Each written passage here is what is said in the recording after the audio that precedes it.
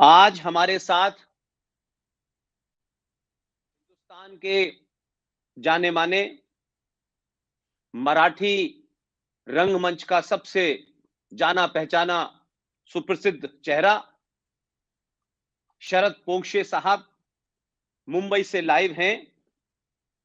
और आज का ये जो प्रसारण है वो हमने एक खास विषय पे रखा है, क्योंकि हमारे यहाँ कुछ विषय ऐसे हो गए हैं कि उनके ऊपर बात करना, उनके ऊपर कोई राय बनाना, तथ्यों को रखते ही इस देश के अंदर एक ऐसी ब्रिगेड है जो ये कहती है कि आज 21वीं सदी में संचार क्रांति के दौर में हर आदमी को अपनी बात रखने का अधिकार है, लेकिन बात रिटॉरिक्स पे ना हो, तथ्यों पे हो। इसलिए हम 1948 से लेके आज जनवरी 2022 हो गई और जनवरी की 30 तारीख को दिन के 11 बजे बचपन से लेके आज तक एक सायरन होता है, 2 मिनट का मौन रखा जाता है और ये बताया जाता है कि गांधी जी की आज एक किसी हिंदूवादी आदमी ने हत्या कर दी थी। और ये सुनते सुनते हम लोग बड़े हो गए। और आज के दौर में जब मैं समझता हूं कि इंफॉर्मेशन के ऊपर किसी का दबाव नहीं है, किसी का बस नहीं है, कोई रोक टोक नहीं है, तो हजारों ऐसी चीजें, हजारों ऐसी किताबें, हजारों ऐसे तथ्य कि जो दूसरा पक्ष है उसकी भी बात कहीं ना कहीं आ रही है। लेकिन एक तरफ विडंबना यह है कि जैसे ही आप महात्मा गांधी जो उनकी हत्या हुई, कोई कहता है उनका वध हुआ, उस पे अलग अलग राय है, ये लोगों को आजादी है कि वो अपनी बात कैसे रखें। लेकिन ये एक सच है कि उनकी हत्या हुई, उनका निधन हुआ, किसी ने क्यों मारा, कैसे मारा, इस पे चर्चा बाद में करेंगे। लेकिन ये अपनी जगह सच है कि एक सभ्य समाज में किसी किस्म की हत्या, उसका कोई जस्टिफिकेशन नहीं हो सकता। दंगा हो, कोई राइटिंग सिचुएशन हो गई हो, उसमें लोग मर जाते हैं, लेकिन एक नॉर्मल हालात में कोई हत्या हो तो उस हत्या के जो भी नियम थे, चाहे वो अंग्रेजों के बनाए नियम थे, क्योंकि 1948 में भारत का संविधान तो लागू हुआ नहीं था। और रेयर ऑफ रेयर्स का जो बार बार हमसे कहा जाता है कि जो फांसी की सजा होती है वो रेयरेस्ट केसेस में दी जाती है। तो इस स्टेट कब किस चीज को रेयरेस्ट मान लेती है, कब किसी चीज को रेयरेस्ट नहीं मानती है। इस पृष्ठभूमि में महात्मा गांधी की हत्या हुई 30 जनवरी को, और उस हत्या के बाद में जो भी कुछ हुआ मैं उस पर नहीं जाना चाहता। लेकिन आज भी इतने लंबे समय के बाद शरद भाई, हमारे देश में हत्या करने वाले आदमी पे जब भी चर्चा होती है तो लोग जो चर्चा करने वाले होते हैं उनको फौरन लेबल कर देते हैं। ये हिंदू फेनेटिक हैं, ये गांधी के हत्यारे हैं, ये गांधी को प्रमोट करने वाले लोग हैं, ये गॉडसे के लोग हैं। तो ये हमारे यहाँ एक तरीके का, मैं समझता हूं कि एक नैरेटिव क्रिएट कर लिया गया है कि कभी उस पर बात ही ना हो। और ये उस समय हो रहा है इस देश में, जिस समय इस देश में बुरहान वानी एक आतंकवादी के ऊपर यह होता है कि उसको अपना पक्ष रखना चाहिए, और इतनी भयानक होने के बावजूद भी सजा मिलने में सालों लग जाते हैं। हमने याकूब मेनन को देखा, इतना लंबा समय लग गया। हमने बहुत सारे लोगों को देखा, सालों साल रहे जेल में। लेकिन क्या वजह है कि गांधी जी की जिस शख्स ने हत्या की, उस आदमी ने, आप सोचिए कि 30 जनवरी 1948 को हत्या होती है और चंद महीनों के अंदर 15 नवंबर 1949 में अंबाला जेल में नाथूराम गॉडसे को फांसी की सजा हो जाती है। यहां तक एक पक्ष है।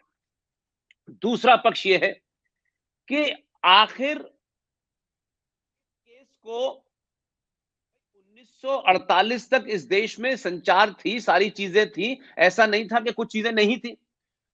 क्या वजह है कि एक आदमी को आपने फांसी दी, उसने फांसी एक्सेप्ट की, फांसी से वो चढ़ गया। उस आदमी का ना पहले कोई क्रिमिनल रिकॉर्ड था, ना बाद में कोई क्रिमिनल रिकॉर्ड था। लेकिन क्या उस आदमी ने कोर्ट की प्रोसीडिंग्स में क्या बोला, जब सब कुछ था, तो उस पर बैन क्यों लगाया गया? मैंने गांधी की हत्या क्यों की, इस पे बैन क्यों लगाया गया? वाई आई असोसिएटेड महात्मा गांधी, उस पे बैन क्यों लगाया गया? आज इतना लंबा समय है, लोग पढ़ेंगे, सुनेंगे, जानेंगे, जो राय बना सकते हैं बनाएंगे। लिहाजा इस बीच में एक किताब भी मुझे पढ़ने को मिली, may it please your honour, Nathuram Godse की किताब है। इसमें वो तमाम चीजें हैं, कौन कौन एक्यूज था, कैसे था। शरद भाई, मेरा आपसे सवाल नहीं है, मैं चाहता हूं इस पे आपने मैं समझता हूं कि आप देश में पहले ऐसे रंगमंच के कलाकार होंगे कि अपने जीवन के 20 साल, और मुझे जहां तक आपकी इंफॉर्मेशन है वो ये है कि 1998 से लेकर के 2018 तक आपने कोई 1100 शो किए हैं नाथूराम गॉडसे को लेकर। इतने समय में तो मैं समझता हूं कि जिस जिस ईमानदारी के साथ, जिस लगन के साथ आप चरित्र को जीते हैं, मैंने भी आपके कुछ नाटक देखे हैं, उससे कभी-कभी ऐसा लगता है कि आदमी जो लंबे समय तक किसी कैरेक्टर के बारे में करता है, तो उसके अंदर उस कैरेक्टर जैसी चीजें आ जाती हैं। उसकी ज़बान साफ हो जाती है, वो अटकता नहीं, वो एक उसकी उसकी लाइफ़स्टाइल बन जाती है। ऑलमोस्ट 1100 शो 20 साल में शरद पोंक्षे जी ने किए हैं। ऐसे शख्स के पास नाथूराम गॉडसे के जीवन का कोई सा भी आयाम ले लीजिए, सारे आयामों को पढ़ा होगा, उनको जिया होगा, बारीकी से समझा होगा और उसके बाद फिर चरितार्थ किया होगा।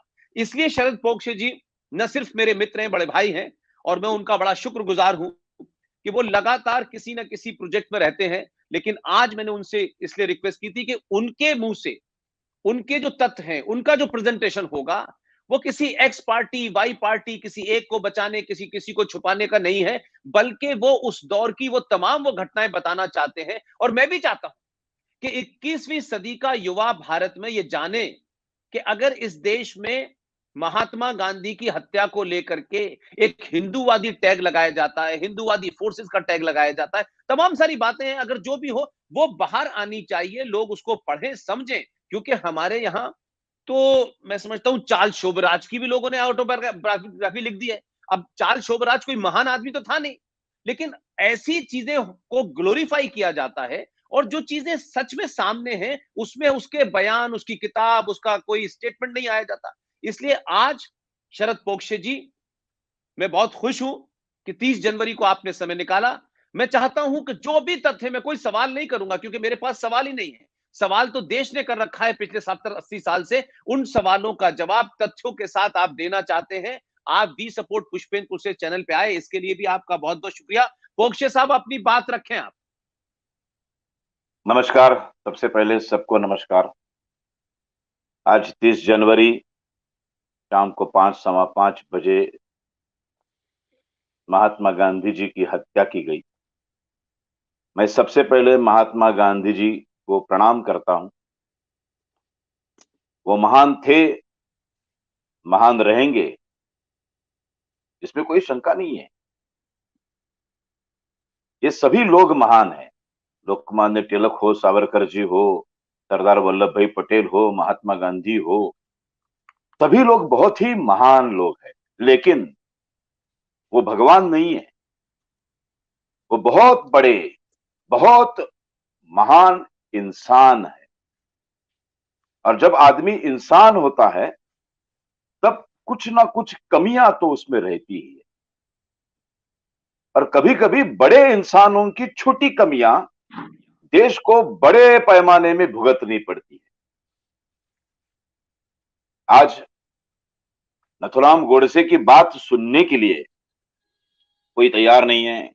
मैंने नाटक किया, इतना विरोध, और मुझे बहुत ताज्जुब होता है कि अहिंसावादी गांधी जी को अपना गुरु मानने वाले हर अहिंसक ने मेरे नाटक के दरमियान हिंसा का एक भी मार्ग नहीं छोड़ा। मुझे मारने पर तुले थे, मुझे गोलियां मारने पर तुले थे, मुझे मुलुंड कालिदास के नाटक करने से कुछ देर पहले पेट्रोल बम डालकर मेरी पूरी बस को जलाया गया, मुझे जलाने की कोशिश की गई।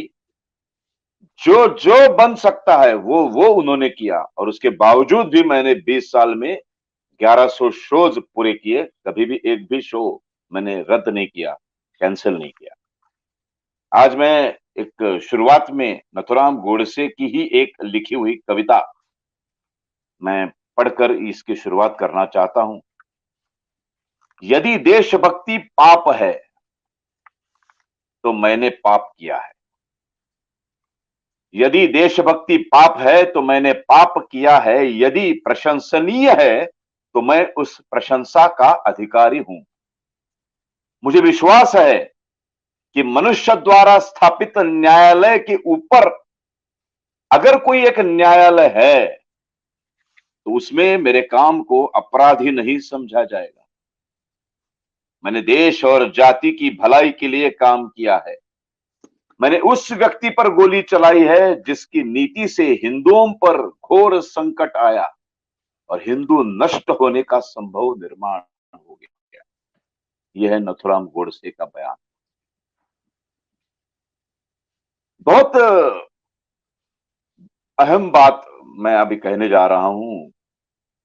इस दुनिया में इतने देश है, हर देश में कहीं ना कहीं फांसी की सजा सुनाई जाती है किसी ना किसी को। जितनी भी फांसी की सजा सुनाई जाई गई, उसके पहले किसी भी जज ने यह बात नहीं कही होगी जो नथुराम को फांसी देने से पहले जज ने कही। और उस जज ने बाद में एक किताब लिखी। जज का नाम है खोसला साहब। उन्होंने किताब लिखी और उसमें लिखा कि नथुराम गोडसे जब बयान दे रहा था 7 दिन तक, एक तो पहले उसने क्या किया, उसका खुद का बचाव करने की बिल्कुल ही कोशिश नहीं की। उसने वकील नहीं लिया, एडवोकेट उसने नहीं लिया। उसने कहा मैंने एक इंसान को मारा है, मुझे जीने का कोई अधिकार नहीं है। 3 गोलियां गांधी जी के ऊपर चलाने के बाद चौथी गोली मैं खुद के सीने में दाग सकता था, लेकिन मैंने ऐसा नहीं किया क्योंकि मैं डरा नहीं था। मैं सिर्फ इतना चाहता था कि कोर्ट कचहरी में खड़ा रहकर मैंने क्यों मारा ये पूरी दुनिया के सामने मैं रख सकूं। इसलिए मैंने चौथी गोली खुद पर नहीं चलाई। और आज मैं सबसे पहले ये कबूल करता हूं कि मैंने गांधी जी की हत्या की। अब गोडसे के शब्दों में वो हत्या नहीं कहता है, वो वध कहता है और उसका भी वो विश्लेषण करता है। हत्या और खून क्रिया एक ही दिखने में एक क्रिया होती है कि एक इंसान ने पिस्तौल पकड़कर दूसरे की हत्या की, मार डाला, तो उसको हम लोग हत्या कहते हैं, खून कहते हैं। उसके पीछे गोडसे जी का एक अपना फिलॉसफी है, इसलिए वो उसको वध कहते हैं। वध इसलिए कहते हैं कि हत्या और खून तब किया जाता है जब उसमें खुद का कुछ फायदा हो, खुद का निजी स्वार्थ जब होता है तब उसे हत्या और खून कहते हैं। अब जब खुद का कोई भी निजी स्वार्थ नहीं होता है और सिर्फ देश के लिए, समाज के हित के लिए अगर वो किसी को मारता है तो उसे वध कहते हैं। और इसलिए गोडसे गांधी जी के जो मारा है गोली उसको हत्या या खून नहीं कहते हैं, वो वध कहते हैं। आज ये प्रोग्राम जो हम कर रहे हैं, पुष्पेंद्र जी और मम, सबसे पहले मैं एक बात कहना चाहता हूं, ये गोडसे का समर्थन नहीं है। हम किसी भी हत्या का समर्थन नहीं करते हैं, हम दोनों जो। लेकिन हत्या के पीछे जो कारण है वो कारण समझ लेना चाहिए। अगर ये दुनिया का सबसे बड़ा लोकतांत्रिक देश है हिंदुस्तान, और यहां कसाब को भी अपनी बात रखने का अधिकार है। कुछ साल पहले पूना में, महाराष्ट्र में जोशी अभ्यंकर खून खटला हुआ था।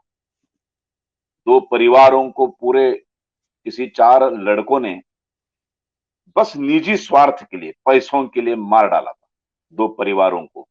लगभग 12-15 लोगों को एक दोपहर में गए और पूना के बंगले में घुसे और पूरी 2 फैमिली को खत्म कर डाला। उसके ऊपर फिल्म आई और नाना पाटेकर जैसे बहुत बड़े कलाकार ने उसमें जक्कल सुतार, जो बड़ा मेन जो ये था, खूनी था, उसकी भूमिका निभाई थी। वो फिल्म थिएटर में लगी। हमारे यहां संजय दत्त की फिल्म, जिसकी वजह से उसने किया नहीं, लेकिन उसने उसको सपोर्ट किया। और 93 का जो बम ब्लास्ट हुए बंबई में, उसके लिए उसको सजा हुई। उस संजय दत्त की एक फिल्म आती है संजू बाबा, और वो 200 करोड़ का बिजनेस करती है। लोग उसको चाहते हैं। उसे वो रिपोर्टर पूछती है कितनी औरतों के साथ संबंध आया, तो कुछ वो 250-300 बड़ी अभिमान के साथ कहता है। और वो हम फिल्म देखते हैं। एक भी आदमी प्रोटेस्ट करने के लिए नहीं आता, एक भी पक्ष उसको प्रोटेस्ट करने के लिए नहीं आता। कसाब के ऊपर फिल्में आती है, अफजल गुरु जिसने संसद भवन पर हमला किया उसको फांसी दी, तो जेएनयू के कोई छात्र घर घर में अफजल गुरु पैदा होगा, अफजल तुझे जिस हम शर्मिंदा है तुम्हारा कातिल जिंदा है, ऐसी घोषणाएं देते हैं। उसके बावजूद भी उसका जो लीडर है जिसका नाम कन्हैया है, उसको हमारे दिल्ली में रहने वाला एक कांग्रेस पक्ष का जो लीडर खुद को समझता है वो अपने पक्ष में शामिल करता है। इतना ही नहीं, वो लोकसभा के लिए चुनाव लड़ता है, वो हर घर शहर में जाकर डंडे पीटता है और वो शाहू फुले अंबेडकर का नाम लेता है। बहुत कमाल की बात है। और इसमें सिर्फ गोडसे का बयान हम सुनने के लिए तैयार हैं। सिर्फ गोडसे का बयान आता है तो हमें बहुत तकलीफ होती है, और उस गोडसे का जिसने बहुत खुशी खुशी फांसी के फंदे को अपने गले में डाल दिया, उसने बिल्कुल बचने की कोशिश नहीं की है। 3 गोलियां दागने के बाद वो पिस्तौल ऊपर रख के उसने बोला कि यहां कोई डॉक्टर है या पुलिस, अरेस्ट मी, मैं किसी को तकलीफ नहीं देना चाहता हूं। गांधी जी को गोली मारने से पहले उसने प्रणाम किया है, झुककर गांधी जी के पैर छूकर प्रणाम किया है। और उसके बाद गांधी जी जिनके सहारे चल रहे थे, 2 लड़कियों के सहारे, उन 2 लड़कियों को भी अलग किया, गलती से उनको ना गोली लग जाए। और उसको बाद उसने 3 गोलियां डाल दी, और 3 गोलियां डालने के बाद गांधी जैसे धारा तीर्थ हो गए। उसके बाद उसने हाथ ऊपर किया, सरेंडर हो गया। वो उसने डॉक्टर को बुलाया, कोई डॉक्टर है तो आ जाइए, मेरा चेक कीजिए, मेरा ब्लड प्रेशर नॉर्मल है, मैं बिल्कुल नॉर्मल आदमी हूं, मैंने बहुत सोच समझ कर ये काम किया है।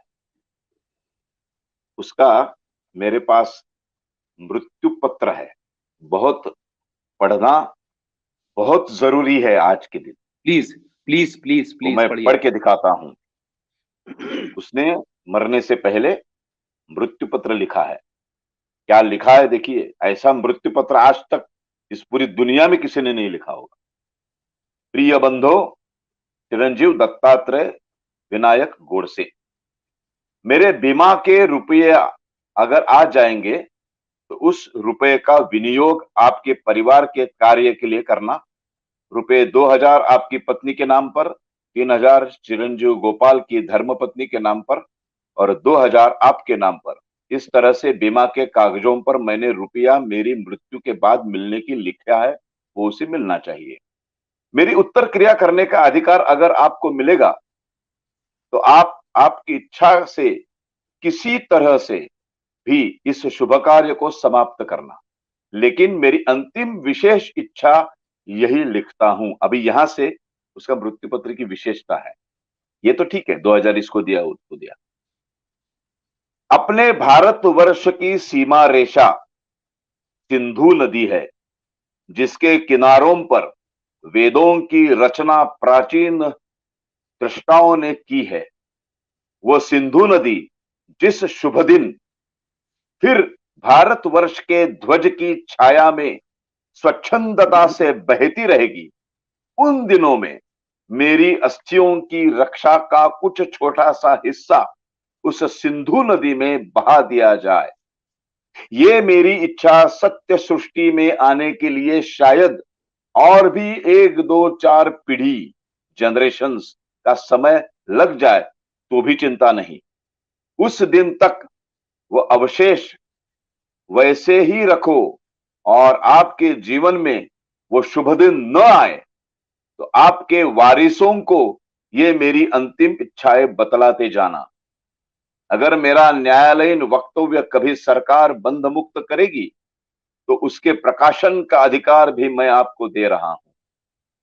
मैंने 101 रुपया आपको आज दिए हैं, ये 1948 का बोल रहा हूं। मैंने तो 101 और 2000 की आज कोई कीमत नहीं है।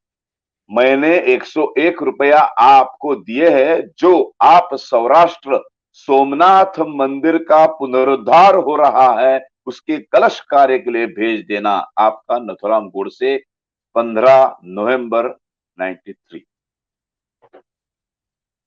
ये उसका मृत्यु पत्र है।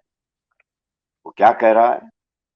सिंधु नदी जिसकी वजह से हम हिंदुओं की पहचान है, सप्त सिंधु के तीर पर रहने वाला वो हिंदू। सिंधु नदी, सप्त सिंधु। हम हर हिंदू के घर में कोई भी मंगल विधि जब होता है, कोई भी मंगल विधि, या शादी हो या गणपति की पूजा हो या कुछ भी हो, सत्यनारायण पूजा हो, जो भी हो, हम एक मंत्र उच्चारण करते हैं। वो जो पंडित आता है वो एक मंत्र उच्चारण करता है,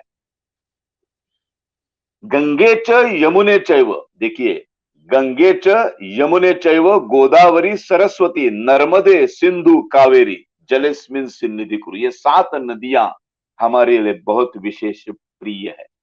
7 नदियों को हम सप्त सिंधु कहते हैं और इसके तीर पर रहने वालों को हिंदू कहा जाता है। और आज जिस नदी की वजह से मुझे मेरी आइडेंटिटी मिली है, हिंदू हूं मैं, वो नदी ही आज विभाजन में पाकिस्तान चली गई। इसलिए जब तक वो सिंधु नदी फिर एक बार हिंदुस्तान के ध्वज के नीचे बहना शुरू नहीं करेगी, तब तक मेरा अस्थि कलश का कुछ हिस्सा उसमें रहने दो। ऐसे ही उसको संभालते रहो, पीढ़ियों पीढ़ियों तक संभालते रहो। और 1949 के बाद आज 2022 तक उनके घर में वो अस्थि कलश वैसे के वैसे रखा है।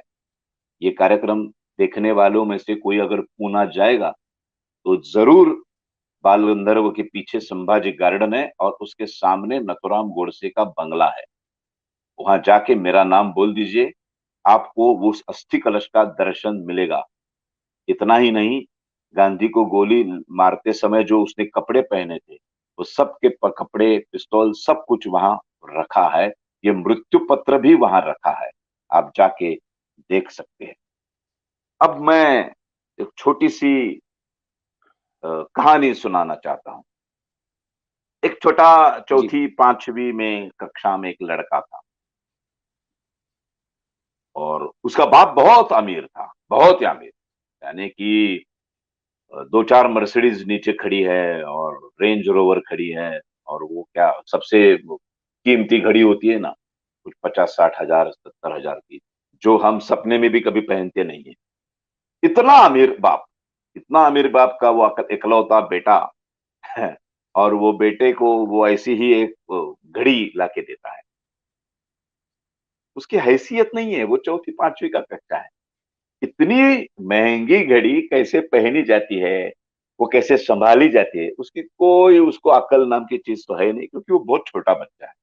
लेकिन बाप बहुत ज्यादा प्यार करता है, लाड़ करता है, तो उसने दे दी। बच्चा भी वो घड़ी पहनकर स्कूल में चला गया। बच्चों ने, दोस्तों ने देखी घड़ी, अरे बाप रे, क्या बहुत जबरदस्त घड़ी है, कभी किसी ने देखी नहीं थी। और कुछ गुंडे मवाली लड़के थे उस क्लास में उसके, उनकी नजर पड़ गई उसके ऊपर और उन्होंने उसको मांगी घड़ी। उसने बोला नहीं दूंगा। फिर उसको मारा गया, उसको पीटा गया, और मारने पीटने के बाद वो घड़ी उससे छीन ली गई। फिर बच्चा रोते रोते घर पे आ गया, माँ बाप को बोला कि वो जो घड़ी थी वो ऐसे ऐसे मैं आज पहन के गया, और वैसे से मेरे दोस्तों ने कुछ मेरे को मारा और मार कर वो घड़ी मुझसे छीन ली। बाप बोला इतना पैसा है, चिंता मत कर बेटे, दूसरी घड़ी ला के दूंगा मैं तुम्हें।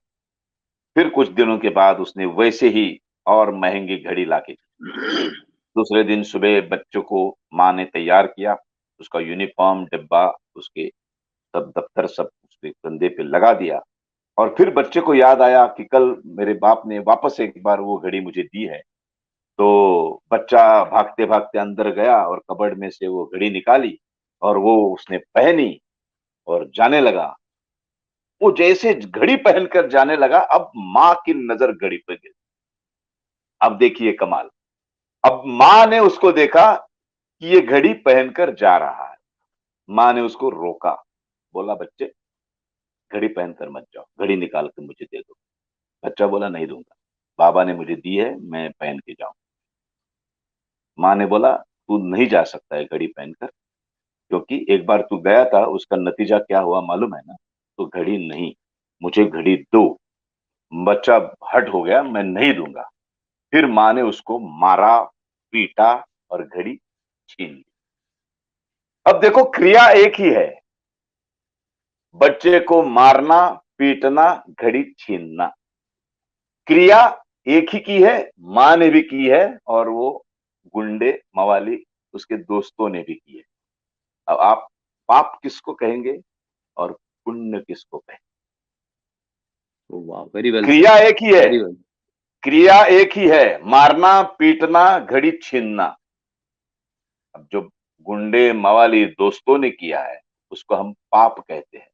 अब जब माँ ने किया है तो उसको हम पुण्य कहते हैं। तो किसी भी क्रिया को एक ही दृष्टि से, एक ही नजर से देखना बहुत गलत है। वो पाप है या पुण्य है, ये कब तय किया जाता है? जब उस क्रिया के पीछे जो उद्देश्य है, किस कारण वो किया गया है, इसके ऊपर वो पाप है या पुण्य है वो देखा जाता है। एक आदमी बंदूक लेकर किसी को मार डालता है और सीमा पर तैनात हमारा सैनिक भी पाकिस्तान के ऐसे ही किसी को मार डालता है। हमारे पुलिस ने ऐसे ही यहाँ ताज के ऊपर जो हल्ला हुआ उसमें से किसी टेररिस्ट ऐसे ही गोली से मार दिया। अब पाप किसको कहेंगे? गोली से हर आदमी को मारना, किसी भी आदमी को, ये एक ही इस नजर से नहीं देखा जाता है। उसके पीछे उसकी क्या कारण है, क्या कारण मीमांसा है, उस वहां उस वक्त की परिस्थिति क्या है, ये सब समझ लेना बहुत बहुत जरूरी है। मैं कुछ नथुराम गोडसे की चीजें पढ़ना चाहता हूं, जिसके कारण उसके दिल में क्या था, उसने क्यों मारा, मैं आज पढ़ के दिखाना चाहता हूं। सुनिए, सुनने वाले सुनिए और आप तय कीजिए। ये प्रोग्राम खत्म करने के बाद अगर आप बोलते हैं कि नथुराम ने गलत किया तो हमें कोई प्रॉब्लम नहीं, बिल्कुल लेकिन बिल्कुल बिल्कुल सोचो, बिल्कुल। सोचो आप क्या क्यों किया। गांधी जी भारत के इतिहास का एक अहम पन्ना है। मेरे इस निर्णय से वो पन्ना मलिन हो जाएगा। भारत की स्वतंत्रता के इतिहास में गांधी जी का स्थान सबल, अटल और शाश्वत है। बहुत महान कार्य है उनका और उसके लिए मैं उनका बहुत आदर भी करता हूं। नतमस्तक होकर उन्हें शतशः वंदन करता हूं। ये सब नथुराम कह रहा है। उनका नाम स्वर्णाक्षरों में लिखा जाएगा और होना भी चाहिए। मैं स्वयं कुछ समय तक उनका अनुयायी रह चुका हूं। वो महान संत है। आजीवन अहिंसा का व्रत लेना निस्संदेह आसान नहीं है। उन्होंने तो व्रत लिया, पूरी दुनिया को यह अहिंसा का मंत्र दिया, किंतु अहिंसा की भी एक सीमा होती है। किसी भी बात की चरम सीमा हो जाए तो उसका परिणाम भी घातक और भयानक ही होगा। मैं भी अहिंसा को मानता हूं, पर मैं गांधी जी के अहिंसा की व्याख्या से सहमत नहीं, क्योंकि वो अहिंसा स्वयं की रक्षा को भी नकारती है। उनकी अहिंसा स्वयं की रक्षा को भी नकारती है। अपने या अपने के जीवन रक्षा करने के लिए शस्त्र उठाना हिंसा नहीं होती। खुद के अस्तित्व के लिए लड़ने को यदि वो हिंसा कहते हैं तो एक बात बताओ, खुद की रक्षा करने के लिए भी शस्त्र ना उठाकर अपने मृत्यु को आमंत्रण देना भी स्वहिंसा हुई ना। और गांधी जी ने 25 से भी अधिक साल इस देश का बिना किसी विरोध नेतृत्व किया, किंतु उनके अहिंसावादी नेतृत्व के समय ही सबसे ज्यादा मंदिर उखाड़े गए। छल कपट और ताकत के दम पर सबसे ज्यादा लोगों का धर्मांतर हुआ, सबसे अधिक अत्याचार हुए और इस सब के समारोह में हमने इस देश का एक तिहाई हिस्सा खो दिया। अपने भाषणों में गांधी जी ने शिवाजी महाराज, महाराणा प्रताप और गुरु गोविंद सिंह जैसे महान हस्तियों की निंदा की। क्यों? क्योंकि अपनी रक्षा के लिए उन्होंने अपने देश के लिए हथियार उठाए। क्या वो गलत थे? और गांधी जी की अहिंसावादी सोच से इस देश के लाखों लोगों की हत्या हुई। क्या वो हिंसा उनके अहिंसावादी सोच की चरम सीमा नहीं है?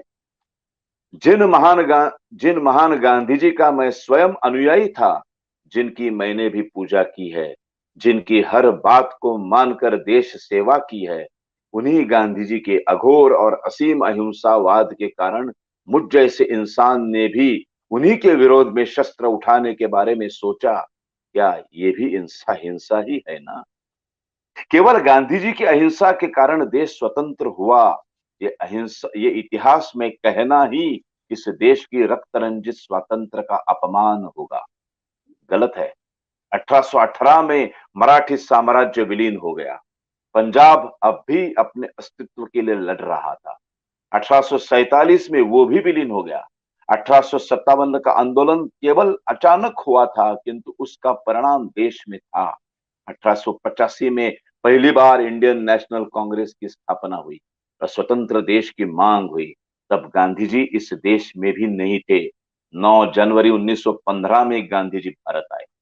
जब तक स्वतंत्र आंदोलन पूरे देश भर में फैल गया था, सेना के भी उठाव हो रहे थे, अंग्रेज अधिकारियों की हत्याएं हो रही थी, जैसे को तैसा उत्तर मिल रहा था, तब अंग्रेज शासन ने कई बार देश छोड़ने के बारे में सोचा था। कांग्रेस के आक्रामक नेता लोकमान्य तिलक जो सशस्त्र क्रांति के विश्वास रखते थे, 1 अगस्त 1920 उनकी मृत्यु हो गई।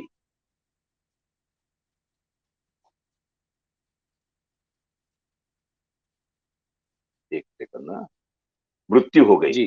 फिर सशस्त्र क्रांति थोड़ी धीमी हो गई और जब गांधी जी कांग्रेस के अध्यक्ष बन गए तो उन्होंने देश को अहिंसा का मार्ग दिया, किंतु उसके कारण कितने ही क्रांतिकारी मारे गए। वो निषेध भी व्यक्त करने जाते तो उन पर गोलियां बरसाई जाती। जालियनवाला बाग हत्याकांड भूल गए?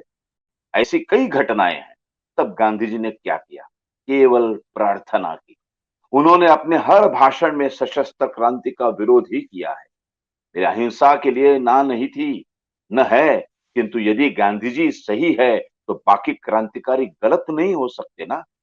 सभी को इस देश की आजादी चाहिए थी, फिर बाकियों के भी किसी भी मार्ग को दोष देने का उनको अधिकार किसने दिया? भगत सिंह ने विधिमंडल में जो बम फेंका उसको गांधी जी ने अहिंसा का पराभव माना। ये क्या गलत नहीं है? क्या भगत सिंह, सुखदेव, राजगुरु, चंद्रशेखर आजाद, मदन लाल धिंगरा ये क्रांतिकारी नहीं थे? क्या उन्हें अपने मातृभूमि से प्रेम नहीं था? हर कोई अपने अपने मार्ग से इस देश को आजाद करने का प्रयास कर रहे थे, फिर वो गलत कैसे हो सकते? इस देश की नींव जाति के आधार पर रखने के विचार को जिस दिन गांधी जी ने मान्यता दी, उसी दिन भारत का दुर्भाग्य शुरू हो गया। इसी के परिणाम आगे भी इस देश को भुगतने होंगे, इस महात्मा ने सोचा ही नहीं। इसके कारण इस देश में दंगे हुए, भारत में हिंदू और मुसलमान अलग हुए, या यूं कहूं मुसलमान और इस्लाम को ना मानने वाले ऐसे विभाजन हुआ। और इसके बाद जो हुआ याद है, 1946 1947 से अभी तक भारत की स्वतंत्रता अहिंसा से नहीं, लाखों लोगों के रक्त बहकर आई है। पाकिस्तान से हजारों हिंदुओं को काट के भेजा गया, अत्याचार हुए, बलात्कार हुए, खून की नदियां बही और देश के टुकड़े हुए। इसलिए इतिहास में यह लिखा जाना गलत है कि केवल गांधी जी की अहिंसा के कारण इस देश को आजादी मिली। मेरा मानना तो यह है कि यदि गांधी जी अहिंसा के मार्ग पर नहीं चलते, यदि लोकमान्य तिलक की मृत्यु न होती, सुभाष बाबू यदि आजाद हिंद सेना की स्थापना के लिए भारत से बाहर न जाते, या फिर जापान के विश्व युद्ध हारने के बाद वो तुरंत भारत न आते, या चंद्रशेखर आजाद कुछ दिन और हमारे साथ होते, यदि वल्लभ भाई पटेल की बात कांग्रेस मान लेती, तो शायद शायद ये देश 1935 से पहले या 1942 में आपका ही आप आजाद हो आप जाता। शरद भाई, आपका आपका जो नेट है थोड़ा प्रॉब्लम कर रहा है, इसलिए अब शुरू कीजिए। वो आपका नेट गड़बड़ कर रहा था सर। वापस बोलूं? वापस मुसलमान दो और लाइन पीछे से इस्लाम को, बोलो। जी हाँ, दोहरान कीजिए। जी जी जी जी जी जी जी, ठीक है इस ठीक है कारण ठीक इस है। देश में दंगे हुए, भारत में हिंदू और मुसलमान अलग हुए, या यूं कहूं मुसलमान और इस्लाम को ना मानने वाले ऐसे विभाजन हो गए। और उसके बाद जो हुआ याद है, 1946, 1947 से अभी तक भारत की स्वतंत्रता अहिंसा से नहीं, लाखों लोगों के रक्त बहकर आई है। पाकिस्तान से हजारों हिंदुओं को काट के भेजा गया, अत्याचार हुए, बलात्कार हुए, खून की नदियां बही है और देश के टुकड़े हो गए। इसलिए इतिहास में यह लिखा जाना गलत है कि केवल गांधी जी की अहिंसा के कारण इस देश को आजादी मिली है।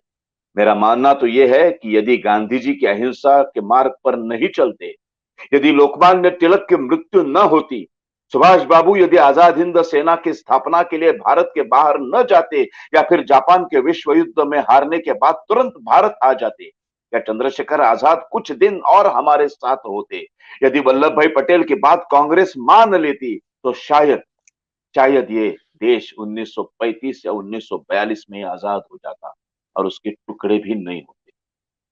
यह है नथुराम गोडसे की सोच। तो पागल नहीं था, उसके माथे फिरू कहा गया। एक हिंदू माथे फिरू ने गांधी की हत्या की, ये इतिहास में पढ़ाया जाता, बहुत गलत। अच्छी बात है कि जब खोसला साहब ने लिखा है कि जब पूरी जो उसकी केस चल रही थी गांधी हत्या की, इस तो उसने खुद वकील ले लिया नहीं। जब भी सरकारी वकील साहब उसके खिलाफ जो भी आरोपी सब सब खड़े करते थे, उसके ऊपर उसने वकील नहीं लिया था, तो वो खुद की केस खुद लड़ रहा था। तो विद्याचरण शुक्ल और खोसला साहब उसको पूछते थे, भाई पंडित जी आपको इसके ऊपर कुछ कहना है, कुछ उल्टा सवाल पूछना है? वो शांति से खड़ा रहकर कहता था, मुझे कुछ नहीं पूछना है, मुझे कुछ नहीं कहना। 655 दिन केस चली, 655 दिन। उस समय सुप्रीम कोर्ट नहीं था, तो लाल किले पर यह विशेष न्यायालय तय किया गया था, बिठाया गया था, और उसमें गांधी हत्या की केस चल रही थी। पूरा केस खत्म होने के बाद जब वकील जज ने पूछा कि पंडित भाई अभी निकाल पत्र सुनाने की बारी आ गई, समय आ चुका है, अभी तो आपको कुछ कहना है? तो उसने कहा, हाँ अब मैं कुछ कहना चाहता हूं। पूरे 655 दिनों में यहां जो जो मेरे खिलाफ बताया गया, जो जो मेरे खिलाफ यहाँ कहा गया, जो जो बयानबाजी की गई, इसके बारे में मैं क्या सोचता हूं, ये मैंने कोठरी में बैठकर एक किताब में लिखा है, एक पन्ने पर लिख के रखा है, वो सब मुझे पढ़ने की इजाजत दीजिए। तो जज ने बोला, ठीक है, कल से इस न्यायालय में आपको आपका बयान पढ़ने की इजाजत दी जाती है। इतना ही नहीं कहा, जज साहब ने बोला, लाल किले के बाहर हजारों लोग आपके बयान सुनने के लिए खड़े हैं, तो उसके लिए माइक का इंतजाम कीजिए। पुष्पेंद्र जी ये गलत नहीं बोल रहा हूं मैं, जज साहब ने कहा है माइक, क्योंकि उनको भी स्पीकर से पता चले कि ये क्या बोल रहा है। और माइक का इंतजाम दूसरे दिन किया गया, और नथुराम, अभी कोई पूरा केस तो खत्म हो चुका था, अभी सिर्फ नथुराम का बयान बाकी। उसके बाद 7 दिन तक वो अपना बयान पढ़ते गए। एक भयानक सा सन्नाटा छाया हुआ था, लोग बैठे थे, देश की सभी भाषाओं के पत्रकार वहां बैठे हुए थे। उस वक्त वो रिकॉर्डिंग या शूटिंग ये सब सुविधाएं नहीं थी, पन्ने के ऊपर कागज के ऊपर लिखना पड़ता था, और शॉर्ट हैंड जानते होंगे शायद, वो शॉर्ट हैंड में शॉर्टकट में लिखते थे क्या लिखना है, बोलना है। और डेली, अभी अभी यहां थोड़ा सा अंदाज चुक गया नथुराम का, क्योंकि 655 दिन डेली जो कोर्ट में चलता था, वो सब न्यूज़पेपर में, हर भाषा के न्यूज़पेपर में लिख के आता था। आज क्या हो गया, आज किसको खड़ा किया, आज किसका बयान हो गया, आज किसने क्या बोला। नथुराम चुप बैठ गया, नथुराम ने कुछ पूछा नहीं, और लोग बहुत बेहद से, ऐसे सुबह कब होती है और कब वर्तमान पत्र हाथ में आता है, और आज कल गांधी हत्या में क्या हो गया, ऐसा इतना मीडिया था नहीं उस वक्त, सिर्फ न्यूज़पेपर के जरिए ही लोगों को ये पता चलता था। तो नथुराम को ऐसा लगा कि जब मेरी बारी आएगी, तब भी रोज मैं जो बोलूंगा, मेरा भी निवेदन ऐसे ही पेपर में लिख के आएगा, और पूरे हिंदुस्तान के 40 करोड़ लोगों तक मेरा निवेदन पहुंचेगा। और यही से पॉलिटिक्स शुरू हो गई। डेली वर्तमान के प्रतिनिधि लिखकर वर्तमान पत्र हर भाषा के पेपर में छप जाता था। जिस दिन कोर्ट ने कहा कि कल से नथुराम तुम तुम्हारा बयान सुनाओ, उस दिन से जज पहले दिन जब उसने अपना बयान पहले दिन का जब खत्म किया और जज साहब ने कोर्ट एडजर्न करके निकल गए, जैसे ही पीठ जज साहब ने घूम गए, उसी दौरान वहां के पुलिसों ने सारे पत्रकारों के ऊपर अटैक किया और पत्रकारों के हाथों से सारे कागज खींचकर उसके फाड़ कर उसको जला दिए गए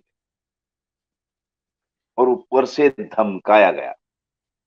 लोकतंत्र भारत में पत्रकारों का गला सबसे पहले वहां घोड़ दिया गया, जला दिया गया और कहा गया अगर एक भी लाइन नथुराम की छापी आपने पेपर में आपके, तो उसके परिणाम बहुत खतरनाक होंगे, इसके परिणाम आपको भुगतने पड़े। और उसके बाद नथुराम का बयान की एक भी लाइन पेपर में नहीं आई 7 दिन तक। और यहां नथुराम का अंदाज चुक गया। उसको ये नहीं मालूम था, क्योंकि कोर्ट खत्म होते ही उसको लेके जाते थे, कोठरी में डालते। उसको ऐसा लगता था कि शायद लोग पढ़ रहे होंगे आज मैंने क्या किया। उसको मालूम नहीं था, क्योंकि बाहर कुछ आया ही नहीं, कुछ छपके ही नहीं आए। अब मेरा सवाल यह है, क्यों? अगर गांधी जी महान है, इसी नथुराम गोडसे की एक गोली की वजह से गांधी विचार कभी खत्म नहीं हो सकते, तो नेहरू सरकार क्यों डर गई नथुराम के बयान से? क्यों क्यों और क्यों? ये सवाल का जवाब आज तक मुझे किसी ने दिया नहीं, किसी कांग्रेस वाले के पास इसका जवाब। आज भी गोडसे के ऊपर फिल्म आती है, गोडसे का बयान आता है, तो सब लोग क्यों डरते हैं? मेरा सवाल यह है कि डरते क्यों हैं? गांधी जी महान है, वो हिमालय है, वो बहुत बड़ा आदमी है। कोई एक गोडसे कुछ बोल देगा तो गांधी जी को थोड़ी फर्क पड़ने वाला। अभी सावरकर जी के ऊपर इतने लोग बोलते हैं, वो तो जाहिर सभा में जाके बोलता है, वो दिल्ली का लड़का ऐसा नकल करता है, माफीवीर थे। सावरकर को कुछ फर्क नहीं पड़ता है। हम सावरकरवादी है, हमें कोई फर्क नहीं पड़ता है। मैं तो बोलता हूं ऐसे हर महीने बोलते जाओ तुम। नथुराम गोडसे के ऊपर क्या क्या बोला जाता है? सावरकर जी की बदनामी इस देश में जितनी हुई, उतनी बदनामी ना किसी देशभक्त की दुनिया में कहीं हुई होगी। उसके बावजूद भी आज सावरकर को सुनने के लिए लोग आते हैं। सावरकर छोटे नहीं होते, उनको भारत रत्न दिया तो छोटे नहीं होते। फिर गांधी के लिए क्यों डरते हैं लोग? गांधी का गोडसे का बयान 1949 में दिया गया, आज 2022 में भी सुनने के लिए तैयार क्यों नहीं है? सुनने के लिए आगे की पीढ़ी तैयार है, लेकिन कांग्रेस वाले क्यों डरते हैं? क्या है उसमें ऐसा छुपा हुआ? क्या है? क्यों क्यों उसने एक आदमी, जिस एक दोस्त का बयान है उस केस में, एक दोस्त को ऐसा खड़े किया जो उसका कई जमाने में एक रूम पार्टनर हुआ करता था। उसको पूछा कि तुम्हारे साथ वो रूम पार्टनर था, तब भी ऐसे ही था क्या वो? तो उसने बोला मुझे तो ताज्जुब हो रहा है, जब से मुझे पता चला कि मेरे दोस्त ने गांधी जी की हत्या की, तो मुझे ताज्जुब हो रहा है, मैं सोया नहीं यार, कैसे ये आदमी कर सकता है? उसने कोर्ट में एक उसका किस्सा सुनाया कि दोनों एक दिन रात में उस रूम में सोए थे और कुछ काट रहा था पीछे से। तो रात को लाइट लगाई और देखा तो चद्दर के नीचे कुछ खटमल थे। तो साला खटमल काट रहा है। तो दोस्त बोला यार इसको मार डालते हैं, रात खराब कर दी, नींद की वाट लगाई इसने। तो नथुराम बोला पागल, उसका धर्म है वो, इंसान को काट के जीना ये खटमल का धर्म है, उसको मारने का नहीं। हम करते हैं, काम करते हैं, पूरी चद्दर उठाते हैं और बाथरूम में जाके पानी के नीचे छोड़ देते हैं उसको। और जो आदमी खटमल मारने के भी विरोध में था, वो अचानक एक महात्मा को मारने के लिए क्यों गया? क्यों सुनना नहीं चाहेंगे हम? हमारे देश के आगे की पीढ़ी के सामने हम रखेंगे ना, ये हम तथ्य रख रहे हैं ना। उसके बावजूद उनको जो तय करना है वो करने दो। डरते क्यों हैं? नथुराम के बयान से इतना डर क्यों है? क्या है ऐसा उसमें? कितनी बातें हैं।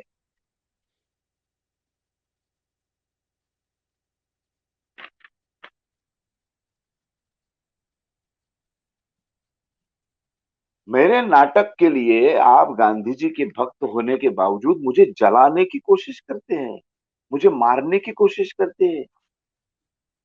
गांधी जी खुद कहते थे कि मेरे विरोध में आकर जो कोई बोलता है उसका मैं स्वागत करता हूं। पंजाब की गलियों में नथुराम गोडसे घूम रहा था। हमारी पंजाबी हिंदू स्त्रियों के ऊपर सुरावर्दी के गुंड मवाली पठान बलात्कार कर रहे। मैं गोडसे दाद अपने गोपाल जी के साथ जाके बैठता था, सिंधु बाई के साथ में जाके बैठता था, घंटों तक उनसे बातें करता था कि क्या क्या क्या हुआ था उस जमाने में, क्या क्या हुआ था। वो कहते थे यार नथुराम जैसा इतना आदमी नहीं देखा हमने कभी। पूरा अंबाला जेल का हर पुलिस आरक्षक उसमें प्यार में फंस गया था, इतना प्यार करते थे लोग। जेलर रोज डेली उसके साथ आके ताश की ये खेलता था, अपना बुद्धिबल खेलता था, और खेलते खेलते बातें होती थी कि क्यों भाई कैसे हो। जब उनको 15 तारीख नवंबर की आ गई, मरने का दिन आ गया, तो उनको पूछा गया कि कल आप अभी सुबह 8 बजे की आपको फांसी देने वाले हैं, आपकी क्या तमन्ना है। तो उसने कहा एक तो सुबह नाई को बुलाओ, मैं बहुत अच्छा शेविंग करना चाहता हूँ, बाल विल काटना चाहता हूँ। तो बोले पागल है आप मरने वाले हैं, शेविंग करके क्या करेंगे। तो नथुराम बोला मरने वाले मत बोलो, हम स्वर्गारोहण के लिए जा रहे हैं। हमने बहुत अच्छा काम किया है, मेरे देश धर्म के लिए काम किया है, मैंने मेरी जाति के लिए काम किया है, और मैं अच्छा स्वर्गारोहण करने जा रहा हूं। तो स्वर्गारोहण में जब करूंगा तो मैं शुचिर्भूत होके जाऊंगा। और क्या चाहते हैं आप? कुछ नहीं। मैं चाहता हूं जब मुझे फांसी दी जाएगी, फांसी के तख्त पर मैं जब खड़ा रहूंगा, तो मुझे अखंड हिंदुस्तान का नक्शा हाथ में हो, भगवत गीता हाथ में हो, और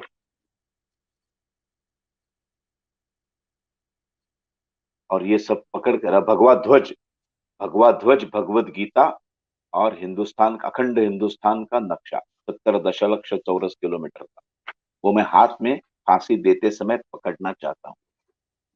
सब लोग रोने लगे, ये क्या आदमी है।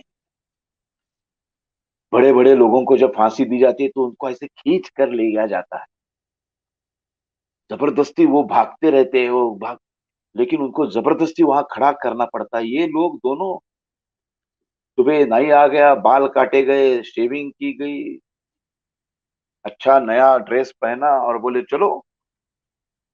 तो 7:40 को उनको बाहर निकाला, तो अच्छी कड़ी धूप थी, सूर्य ऐसा तलप रहा था ऊपर। तो नाना आपके बोलता है नथुराम को, देखा नथुराम, बहुत दिनों के बाद अच्छी धूप दिखाई दे रही। तो नथुराम बोलता है हम लोग शिमला में गए थे, तब ऐसी धूप का हमने अनुभव किया था। ये क्यों है मालूम है? कुदरत हम पर प्यार का, प्रेम का वर्षाव कर रही है, क्योंकि हम स्वर्गारोहण के लिए जा रहे हैं। और ऊपर जाके खड़े हो गए। वो जो खटका खींचने वाला है वो भी डर गया। वो ऐसा आदमी नहीं दिखा। 2 मिनट उसको देखा, यार क्या सोच रहे हो, टाइम हो जाएगा, चलो आ लाओ। वो काला बुर्का खुद पहना, हाथ में वो सब पकड़ा, खड़े हो गए। और उन्होंने नमस्ते सदा वत्सले मातृभूमि त्वया हिंदू भूमि सुखम वर्धितो हम महामंगले पुण्य भूमि त्वदर्थे पतत्वेशकायो नमस्ते नमस्ते। आरएसएस की प्रार्थना की। और फिर वो वकील घड़ी देखने लगा, करेक्ट टाइम पर वो खटका खींचा जाता है, और अखंड भारत अमर रहे, वंदे मातरम की बहुत जोर जोर से घोषणाएं शुरू कर। और 8 बजते ही फांसी दे दी गई। कभी भी फांसी देने के बाद जो नीचे की लकड़ी की फलियां ऐसी निकलती है, तो वहीं पे छोड़ के चले जाते हैं, क्योंकि कुछ देर तक वो बॉडी फड़फड़ाती रहती है। लेकिन उनके रिमार्क है उनका, जेलर का, कि नाना आप्टे की बॉडी कुछ 5-6 मिनट तक फड़फड़ाई, लेकिन नथुराम की बॉडी फड़फड़ा ही नहीं। वो जैसे ही नीचे गया वो शांत था। इसका मतलब शायद जब फांसी उतरी उसने अपनी प्राण को त्याग दिया था। फिर गोपाल गोडसे को उम्र कैद हुई। उम्र कैद होने के बाद 1964 में उनको रिहा किया गया। उसके बाद मरते दम तक जब भी पुणे छोड़ना है, पुणे से कहीं भी बाहर जाना है, तो पुणे के पुलिस स्टेशन में जाकर उनको बोलना पड़ता था कि मैं इतने दिन के लिए कहाँ जा रहा हूँ, वहां का पता देना पड़ता था। ऐसा कभी होता नहीं है ना, सजा पूरी भुगत के आए हैं।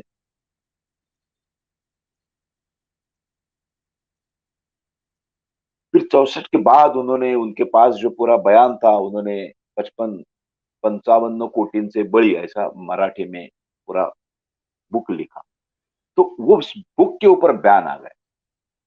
ये कौन सा लोकतंत्र है? अभिव्यक्ति स्वातंत्र बाकी सबको है, क्यों नहीं? अभी अभी उसके ऊपर से पूरा बैन हट गया। अभी कोर्ट ने वो बयान जो आपने बुक दिखाया ना, मे प्लीज योर ऑनर, वो अभी अभी खुला हो।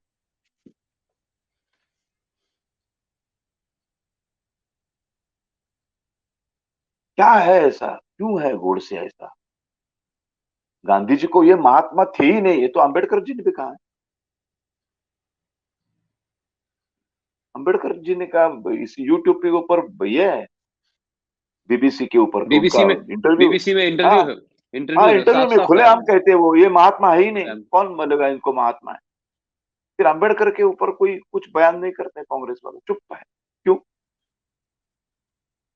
क्योंकि उनके पीछे एक मत पेटी है पुष्पेंद्र जी, कुछ करोड़ों यस, की एक वेरी मत पेटी है। Very Godse, right, very Savarkar के पीछे कोई मत पेटी नहीं है। Very well said. इतनी वेरी गंदी वेल बात सेड। है, देखिए। हाँ, आई कैन अफजल गुरु, घर आई घर में अफजल गुरु पैदा होगा, ऐसा कहने वाला, जिसके ऊपर को केस चल रही है, उसको वो दोस्त भी मानने के लिए वो भी तैयार है। वो भी मतपेटी है। हाँ, वो मेनन की प्रेत यात्रा में लाखों लोग आ जाते हैं, उसके ऊपर किसी को दिक्कत नहीं है। कसाब को बचाने के लिए लोग जाते हैं, उसके ऊपर किसी को दिक्कत नहीं है। कुछ हमारे फिल्म स्टार सिग्नेचर करके भेजते हैं, वो याकूब मेनन की फांसी टल दी जाए, है ना, तो उसके ऊपर कोई किसी को प्रॉब्लम नहीं है। क्योंकि इन सब के पीछे मतपेटी का पॉलिटिक्स है। एक मुसलमानों की एक पेटी है, यार उनको अगर हम कुछ करेंगे तो प्रॉब्लम आ जाएगा, हमारे खिलाफ जाएंगे तो हमें चुन के कैसे आएंगे, अंबेडकर जी के खिलाफ कुछ बोलेंगे तो हम चुन के कैसे आएंगे। गोडसे के पीछे कोई है ही नहीं, ये तो ब्राह्मण है, सावरकर ब्राह्मण है, ये है 3%, 140 करोड़ में सिर्फ 3%।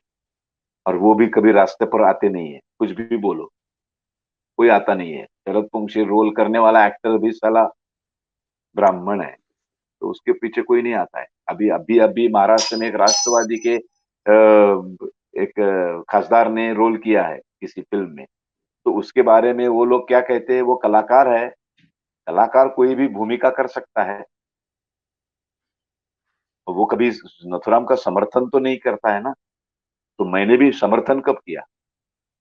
मैंने गांधी हत्या का समर्थन कभी किया ही नहीं, मैंने नहीं, मैंने, आपने नहीं, नथुराम गोडसे ने भी नहीं किया। कभी गांधी हत्या का समर्थन उसने भी नहीं किया है।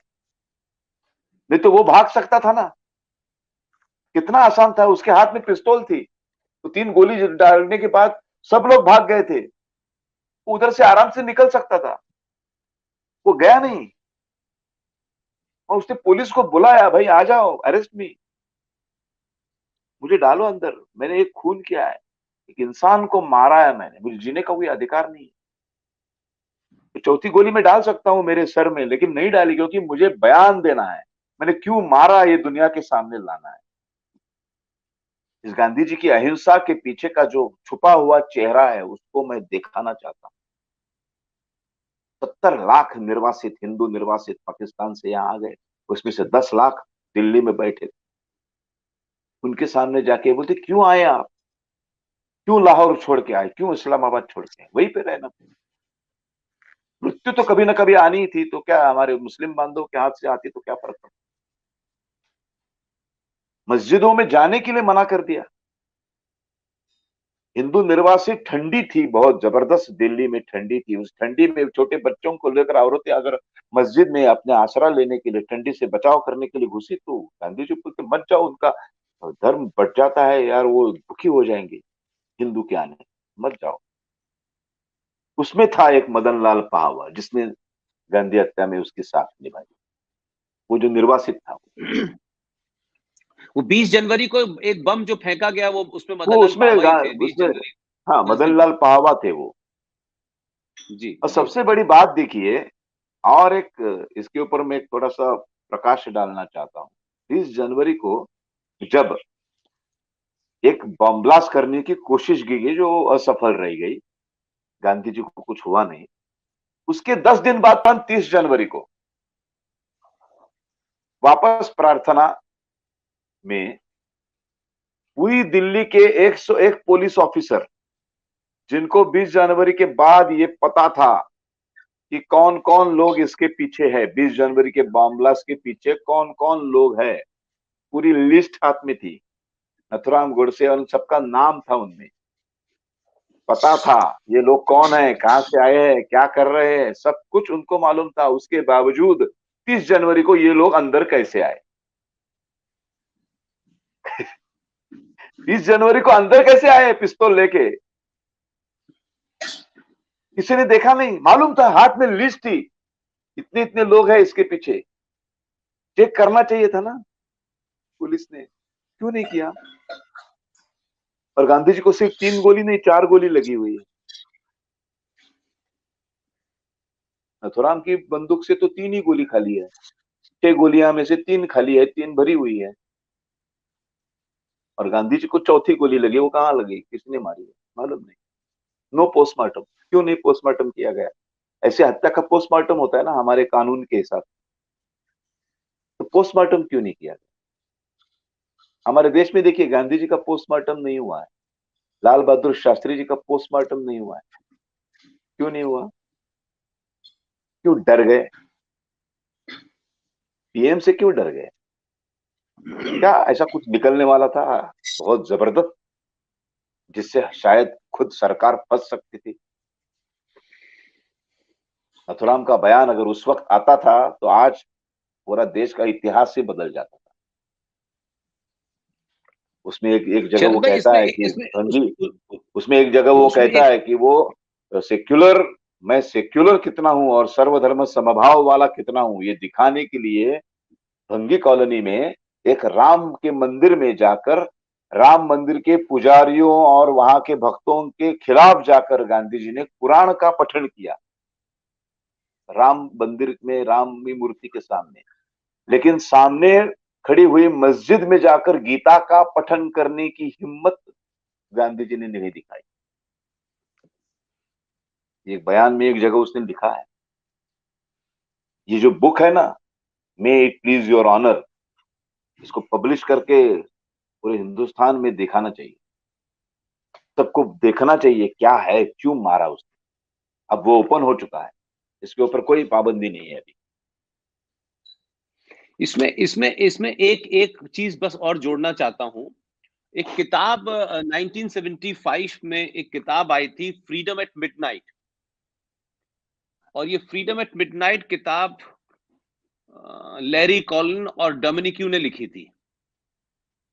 और ये किताब बड़ी पॉपुलर है, बड़ी नोन है, फ्रीडम एट मिडनाइट किताब। इसके पेज नंबर 408 से लेके 411 तक एक घटना का जिक्र है, जिससे आज की बातचीत में थोड़ा सा और जो आपने तथ्य रखे हैं उसको बल मिलता है। आपने एक बात उठाई कि भाई 20 जनवरी को मदनलाल पाहवा ने एक बम फेंका था और उसपे कुछ दीवार थोड़ी सी टूट गई थी और उसके बाद सब कुछ हुआ। तो 20 जनवरी की घटना जो आपने कहा, बीच में 26 जनवरी भी आई और तमाम पुलिस वालों के पास वो लिस्ट थी और उस सब के बावजूद भी 10 दिन के बाद ये घटना घट गई। उसमें फ्रीडम एट मिडनाइट के 408 पेज पर शरद भाई वो ये लिखते हैं कि जब ये घटना घट गई तो उसमें कई नेता मिलने गए गांधी जी से, और गांधी जी से मिले और उनका हालचाल पूछने गए। उसमें एक और मैडम गई, जो मैडम भारतीय राजनीति में उस पूरे मूवमेंट में बहुत इंपॉर्टेंट रोल प्ले किया, और उनका नाम था madam Edwina Mountbatten. Edwina Mountbatten Gandhi ji से उस 20 जनवरी के हमले के बाद मिलने गई हैं, और ये फ्रीडम ऑफ मिडनाइट में डोमिनिक्यू साहब लिख रहे हैं, और वो गांधी जी से ये कहती हैं कि गांधी जी आपको डर नहीं लगा, आप घबराए नहीं, आप परेशान नहीं हुए। तो गांधी जी ने क्या कहा, ये वो बयान कर रही है जिसको डोमिनिक्यू ने अपनी किताब फ्रीडम एट मिडनाइट के 408 नंबर पेज पे लिखा है। वो ये कहती है कि गांधी जी ने उनसे कहा कि देखिए मुझे डर वर नहीं लगता है, मैं मौत से डरता नहीं हूं, लेकिन हां अगर मेरी हत्या हो या मौत हो तो मेरी दो ख्वाहिशें हैं, दो मेरी डिजायर है। एक तो मेरा चेहरा हंसता हुआ हो और मेरे मुंह से हे राम निकले। अब आप मुझे बताइए, ये दो बातें एडविना माउंटबेटन किसके सबसे नजदीक थी, ये सबको पता है। क्या एडविना माउंटबेटन ने ये बात उन लोगों को नहीं बताई थी जो सत्ता के शीर्ष पे थे? और ये 20 तारीख की घटना है, 20 जनवरी की, और इसको कोई हिंदुस्तानी नहीं लिख रहा है, कोई आरएसएस और वीएचपी और विश्व हिंदू परिषद या हिंदू महासभा का राइटर नहीं लिख रहा है जिसको आप हवा में उड़ा दें। और उसके 10 दिन के बाद जो बात आज आपने कही, मैं उसी को और इंडोर्स करता हूं कि जब लिस्ट थी, सब कुछ था और इतना बड़ा आदमी था, तो उसके चारों तरफ तो पुलिस होनी चाहिए थी कम से कम। आज ब्लैक कैट एग्जैक्टली है, जेड प्लस है और एसपीजी है, तो इसका मतलब है there is some people hmm within the वो सिस्टम। चाहते थे कि ऐसा वो हो। वो वो वो वो बात चाहते अलग है थे कि कि वो ऐसा हत्या हो। करना, यस। तो दे गिवन द पैसेज, उन्होंने वो रास्ता दिया, वो एग्जैक्टली क्रिएट किया। और दैट इज, एग्जैक्टली मैं आपने आज जो जो बात जोड़ी उससे मुझे ये याद आ गया कि जब आपने कहा कि साहब लिस्बी थी और सब पता था, और विद इन 10 डेज इतनी बड़ी बात हो जाए, तो ये भी एक तत्व है। इसलिए मैंने कहा कि और मेरा जो हेराम आज वगैरह जो मकसद था, कहा है, हेराम वगैरह ऐसा कुछ ये कहा किसने ही नहीं, उनको समय था नहीं। समय कहा, 78 ईयर ओल्ड मैन, इतने करीब से नहीं अगर नहीं, कोई गोली शरद भाई, मारता है तीन। हाँ, शरद तो भाई हेराम कहाँ आप से मुझे कहेगा वो? बताइए, नहीं नहीं, वो हेराम कह भी दिया हो तो सुना किसने? सिर्फ किसने और नथुराम सुना ने था वो सुना होगा। हाँ। That's what सुना I'm भी होगा saying, तो सिर्फ नथुराम था उसके करीब। तो भाई नाथूराम और गोडसे को बताना चाहिए था कि हेराम, उसके ऊपर नथुराम ने बहुत ही लॉजिकली कुछ बातें कही है हेराम के ऊपर। वो कहता क्या है है वो कि भी बताइए। वो हेराम कह ही नहीं सकते, क्योंकि वो राम रहीम कृष्ण करीम में फर्क कभी मानते ही नहीं थे।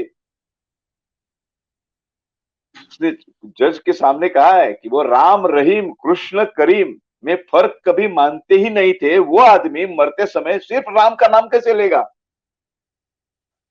अगर लेना ही है तो राम और रहीम दोनों बोलेगा ना वो। और अगर एक का ही नहीं, नाम लेना है तो वो रहीम का ही बोलेगा, क्योंकि राम उनके दिल में था, रहीम मुंह पे था। क्या बात है, क्या बात है। तो इसका मतलब है कि ये हे राम की जो थ्योरी है, ये नहीं, एडविना सब माउंटबेटन घुसाड़ी के हुई है, द्वारा सब गढ़ी डाला गई। हुआ है मुंह में। वही वही वही मैंने कहा कि एडविना माउंटबेटन को ये बात उन्होंने बोली, और फिर वही हाँ, बात होती है, और 10 दिन बाद हत्या हो जाती है, वो मुस्कुराते हुए, मतलब इस whole whole whole whole concocted, मतलब टोटली एक्सपोज्ड। लेकिन मुझे मैंने बड़ी कहा ना, खुशी ये है शरद अगर भाई। वो अगर जी पोस्टमार्टम जी। अगर होता ना गांधी जी की बॉडी का, तो बहुत कुछ अलग निकलता था। कि बाद में अभी अभी इतने सालों के बाद अभी अभी मुझे ऐसे भी पता चला है, जिसके कुछ प्रूफ्स है, कि नथुराम की बंदूक से निकली गोली से गांधी मरे ही नहीं है, ऐसा भी अभी निकला। My goodness, what A conspiracy. ऐसा अभी इसमें हम अंदर घुसेंगे नहीं बहुत ज्यादा, लेकिन हाँ नहीं, वो हमारा एजेंडा वो नहीं है। लेकिन हाँ, शरद ये भाई आपने लेकिन आपने जैसे, जी, लेकिन बोलिए शरद बोलिए भाई बोलिए। आपने जिस तरह से बयान किया, जो आपने बयान किया है, the way you presented things ना, एकदम इसे स्टनिंग, मतलब एकदम ऐसा लगता है कि मतलब शून्य में कर दिया आपने, मतलब। और इसमें कोई भी चीज आपने अपनी तरफ से नहीं कही है, सब कुछ ऑन द नहीं, रिकॉर्ड है, फर्स्ट हैंड रिकॉर्ड है। लेकिन मैं कह रहा हूं कि इस देश में ऐसी बहुत सारी मौतों का सिलसिला आज भी हो रहा है। मैं आपको उसको कनेक्ट करना चाहता हूं। संजय गांधी की हत्या कैसे हुई आज तक पता नहीं चला। इंदिरा नहीं है। गांधी की हत्या कैसे हुई आज तक पता नहीं चला। इंदिरा गांधी के साथ जो आदमी 24 घंटे आर के धवन रहता था, आज तक उसको किसी कमीशन ने ग्रिल ही नहीं किया। उनकी अब नेचुरल ना। डेथ हो चुकी। इस देश में माधवराव सिंधिया के नए जहाज में 5 पत्रकारों के साथ डेथ हो जाती है, पता ही नहीं चला। इस देश में राजीव गांधी की हत्यारों को माफी दिला दी जाती है, उनको बचाया जाता है, वो भी पता नहीं चला। इस देश में एक परिवार की बेटी के ससुराल के सारे लोग मार दिए जाते हैं और सिर्फ वो उसमें मां बचती है, सास बचती है जो विदेशी है। बाकी भाई को मार दिया। वो कोई कोई कोई अपने होटल में फांसी लटक के मर जाता है, कोई कार एक्सीडेंट में मर जाता है। इस देश में राजेश पायलट जैसे एक होम मिनिस्टर की कार पलट जाती है, आज तक उसका पता नहीं चला। तो ये जो मर्डरस सिलसिला है, ये पार्टी का मुझे लगता है शायद एक तरीका है कि सत्ता कब्जाने के लिए हत्या होना जरूरी है। इसलिए सुभाष की हत्या हुई तो जवाहर बने, और फिर उसके बाद में लाल बहादुर शास्त्री की हत्या हुई तो मैडम बनी, और मैडम की हत्या हुई तो बेटा बना, और बेटे की हत्या के बाद में अब कोई शहादत देने के लिए तैयार नहीं है, इसलिए परिवार का सदस्य कोई प्रधानमंत्री बन नहीं पा रहा है। तो ये कोई ऐसा नहीं। अच्छा, आप मुझे बताइए, राजेश पायलट का नहीं हुआ, माधवराव सिंधिया का नहीं हुआ, तो ये तो चल रहा है ना, ये तो हमारे सामने की बात है। तो आप सोचिए कि कितनी डीप रूटेड कॉन्स्पिरेसी है, और वो कितने बेहतरीन स्क्रिप्ट राइटर होंगे कि जिन्होंने ऐसी थ्योरी कहानी हाँ, लिखी है कि आज 70 सही सही सालों के बात। बावजूद भी हम लोग जो है बात कुछ सच कहते तो लोग फौरन हमको टैग कर देंगे साहब ये। इसलिए हमने आपने भी शुरू में यही कहा, वही मैंने भी सिर्फ आज पोस्ट गांधी में डाला। गांधी हत्या से रिलेटेड जाते जाते एक पॉइंट मैं बहुत बताना चाहता जी हूं। जी, please please please please. Gandhi हत्या के बाद जो नथुराम का अंदाजा चुक गया, मैं बोला मैंने कि उसको लग रहा था कि आज मैं जो बयान दे रहा हूं 7 दिन तक जो पढ़ूंगा वो भी पेपर में आ रहा है और पूरी जनता पढ़ रही है, और वो हुआ नहीं। इसकी वजह से नुकसान क्या हुआ है मालूम है? आज आज हिंदुत्व बदनाम हो चुका है। आज एक हिंदू माथे फिरू ने गांधी की हत्या की, ऐसा इतिहास में पढ़ाया जाता है, अपने स्कूल के बुक्स में पढ़ाया जाता है। तो वो हिंदू माथे फिरू जानबूझ के लिखा जाता है। जब मुसलमान हत्या करता है तो हम क्या कहते हैं कि हत्यारे का कोई धर्म नहीं होता है, हाँ, आतंक का भी नहीं पता चला आज टेररिस्ट तक। का कोई धर्म नहीं होता है, लेकिन नथुराम का धर्म है। नथुराम का धर्म है, नथुराम की जात है, वो ब्राह्मण है, वो हिंदू है। तो तब से लेकर आज तक जो हिंदू धर्म का बहुत बड़ा नुकसान, और सबसे बड़ी और गलत बात जो हुई है जिसका मुझे बहुत दुख होता है कि नेहरू ने बहुत ही होशियारी से उनके खिलाफ 52 के इलेक्शन में जो सबसे बड़ा अहम कैंडिडेट था वो थे स्वातंत्रवीर सावरकर, हिंदू महासभा।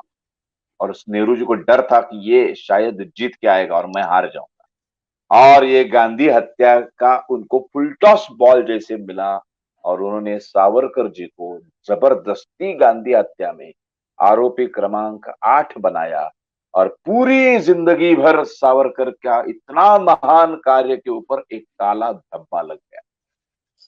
वो भले निर्दोष मुक्त हो गए, लेकिन कांग्रेस वाले आज भी प्रचार करते हैं कि गांधी हत्या में सावरकर का हाथ था। ये एक्चुअली कंटेम्प्ट ऑफ कोर्ट की सजा होनी चाहिए उन्हें, जो भी ये कहता है, क्योंकि विशेष न्यायालय ने संपूर्ण निर्दोष मुक्त किया है सावरकर जी को। तो ये बहुत बड़ा नुकसान है हमारा। ये पूरी हिंदू जात बदनाम हो गई। गांधी को मारने वाले इतने मुसलमानों ने इतने लोगों को मारा है, लेकिन वहां एक मुसलमान कसाब ने मारा, एक मुसलमान अफजल गुरु ने संसद भवन पर हमला किया, ऐसा कभी नहीं आता है। देखिए, तब धर्म का कोई मायना नहीं रखता है, तब धर्म नहीं होता है। लेकिन जब कभी नथुराम का नाम आता है, जब कभी साध्वी का नाम आता है, प्रज्ञा सिंह, तब हर जगह उसके पीछे हिंदू जबरदस्ती लगाया जाता है, और हिंदुओं को हर बार बदनाम, ब्राह्मणों को बदनाम करने की एक बहुत बड़ा मौका इस हत्या की वजह से मिल गया, और वो आज तक हम लोग भुगत रहे। सावरकर जैसे इतने बड़े लोग आदमी को आज भी मोदी जैसा आदमी भी भारत रत्न देने के लिए कुचराता है, वो दे नहीं पा रहा है। पॉलिटिकली उसका कोई प्रॉब्लम है शायद, लेकिन इसकी वजह एक है, ये जो सबसे बड़ी वजह है कि सावरकर जी का नाम गांधी हत्या में लिया गया। उनको आरोपी क्रमांक 8 बनाया गया। ये बहुत और बहुत बड़ा नुकसान है इस देश का और हिंदुओं। लेकिन सावरकर जी का जो मुझे याद है कि शिवसेना की सरकार उसके बड़े लीडर थे मनोहर जोशी जी, और वो स्पीकर थे लोकसभा के। और यहाँ दिल्ली में एनडीए की सरकार थी 24 पार्टियों की, और प्रधानमंत्री उसमें कुछ आनाकानी कर रहे थे, खुद भी शायद बहुत ज्यादा वो डिजायरस नहीं थे कि उनकी वो तस्वीर लगे। और उसके बाद में मनोहर जोशी साहब ने बाल ठाकरे जी को फोन किया कि ऐसे बोला ऐसे था। उनका नाम जो है वो नहीं हुआ, और वो शायद जितनी फोर्सफुली रखना चाहिए था अटल जी को नहीं रखा। लेकिन फाइनली फिर मुझे ये पता चला, उस वक्त हम लोग बहुत एक्टिव थे, कि बाल ठाकरे ने फोन किया कि मैं प्रधानमंत्री को कि मैं शाम को दिल्ली पहुंच रहा हूं। तो बस उनका ये कहना था, दूसरे दिन फॉरेन इमरजेंसी मीटिंग बुलाई गई, और फिर सावरकर का तैल चित्र जो पार्लियामेंट में है वो लगाया लगाया गया। गया। तो ये भी, उसका पूरे तब भी उसकी वो, पूरी जिम्मेदारी बाला साहब ठाकरे ने ली। बाला साहब तो की वही वजह मैं से कह रहा हूँ ही कि वो हम, छायाचित्र। Correct, correct, I agree. मतलब लेकिन आज आपकी एक बात में मुझे बहुत जान लगी, बहुत बहुत जिसे कहना चाहिए कि बड़ा आपने कम शब्दों में बात की, क्योंकि देश में चुनाव का माहौल है, कि इस देश में अंबेडकर के पीछे मतपेटी है, मुसलमानों के पीछे मतपेटी है, सावरकर और गॉडसे के पीछे मतपेटी नहीं है। ये आज के 90 करोड़ सनातनी हिंदुओं के लिए इससे बड़ी लाइन कोई कह नहीं सकता। हम 90 करोड़ हो सकते हैं, लेकिन हम मतपेटी नहीं हैं। इसलिए नहीं है। इस देश में सावरकर को गाली देना, गॉडसे को गाली देना, तिलक को गाली देना, और अपने सुभाष बोस की लड़ाई लड़ना के 70 सालों 80 सालों के बाद जाकर के उनकी इंडिया गेट पे मूर्ति लगी, तमाम हम लोग लड़, तो ये इस तथाकथित इस बहुसंख्यक समाज को जिसे लगता है कि हम बहुसंख्यक हैं, लेकिन उनकी स्थिति राजनीतिक तौर पे कुछ भी नहीं है। इसलिए वो जो छोटे छोटे लोग हैं, उनकी दुकानें हैं, उनकी मतपेटी है। लेकिन आपने बड़ा जबरदस्त प्रेजेंट किया, और जब आप बोल रहे थे तो मेरे रोंगटे खड़े हो रहे थे, और मैं बिल्कुल एकदम, थैंक यू। जितने भी कमेंट में पढ़ रहा हूँ, सारा देश आपको सुन रहा था आज। बहुत बड़ा थैंक यू सर। आपने, जिसे जिसे मैं कह सकता हूँ कि the way you presented everything, every aspect of this whole episode of Nathuram Godse, ये बड़ा उससे रखा है। और मुझे लगता है कि आने वाली पीढ़ी इसको सुनेगी, और भी बहुत सारे तथ्य आएंगे। लेकिन जो आपने जो जो स्टेटमेंट वगैरह पढ़े हैं, अगर इनकी कोई कॉपी आपके पास हो तो मुझे भेजिएगा, ताकि इन सब चीजों को कम से कम नहीं छाप सकते किताबों में, तो आज तो सोशल मीडिया है, तो जो उन्होंने कहा है वो जाना चाहिए, जो उनका बयान है वो जाना चाहिए। सरकारें बदली हैं, अब उनकी वाई आई असनेटेड किताब जो है वो अब रेलवे स्टेशन पे मिल जाती है, मिल कहीं कहीं जाती है। मिलना शुरू हुई है। तो कम से कम हम इस बात से खुश हैं कि हमने वो दौर नहीं देखा, लेकिन उस दौर की सच्चाई बताने वाले आप जैसे लोग मौजूद हैं, और आगे की जनरेशन को सच्चाई पता चले, इसके लिए हम उसको इंश्योर करें कि ये जो भी यस। आज भी संचार क्रांति के तंत्र हैं उसके माध्यम से देंगे। शरद भाई, I have no words to say thank you to you. अरे आपको नहीं ऐसा नहीं, लग रहा है मैं कि भी आपको सुनते रहे आप। नहीं, मैं भी आपका बहुत आभारी हूँ, क्योंकि क्या होता है कि मैं एक तो मराठी में ज्यादा भाषण करता हूँ और सिर्फ महाराष्ट्र तक सीमित हूँ, और मैं चाहता हूं कि आपके जरिए मैं पूरे हिंदुस्तान तक सावरकर, गोडसे और हिंदुइज्म पहुंचाने में कामयाब हो जाऊं। मैं कोशिश कर रहा हूं, मेरी हिंदी थोड़ी कमजोर है, लेकिन मैं नहीं कोशिश नहीं, कर क्या रहा हूं। जबरदस्त हिंदी है। नहीं नहीं, थोड़ी नहीं थोड़ी नहीं, और आपकी आप जैसी आप नहीं है। आपकी जो आवाज है ना, वो तो माय हाँ, ठीक गुडनेस, है। माय गुडनेस, क्या पावरफुल वॉइस है। आपको तो जब भी लगे शरद भाई कि आप किसी अरे विषय नहीं पे नहीं, बोलना चाहते हैं, ये सब हम जरूर लोगों ने इसीलिए कराए ताकि लोगों तक बात जाए। जब भी पहुंचे। आपके मन में कोई विषय इससे रिलेटेड आए, तो आप मुझे बताइएगा, हम लोग फिर बैठेंगे। आप आए, यस सर, आपको जरूर। बहुत बहुत थैंक धन्यवाद, यू। भगवान आपको लंबी उम्र दे, और जो थैंक आपको यू। पत्थर फेंकना चाहते हैं वो पत्थर हो जाए, मैं यही कहूंगा। देखते रहे। और आप अपना काम बेनिडरता के साथ करें, और खूब करें। और कुछ जो आपने वो बनाए हैं, अगर कुछ हिंदी में होंगे तो हम लोगों को भी दीजिए, तो हम कैसे उसको और प्रसारित कर यस, सकते हैं, ये हमारी जिम्मेदारी जरूर है, जरूर। हमारी अपनी भूमिका है। बहुत बहुत धन्यवाद, थैंक यू शरद भाई। Thank you sir, thank you, thank you. Thank you, thank you. राष्ट्राय स्वाहा.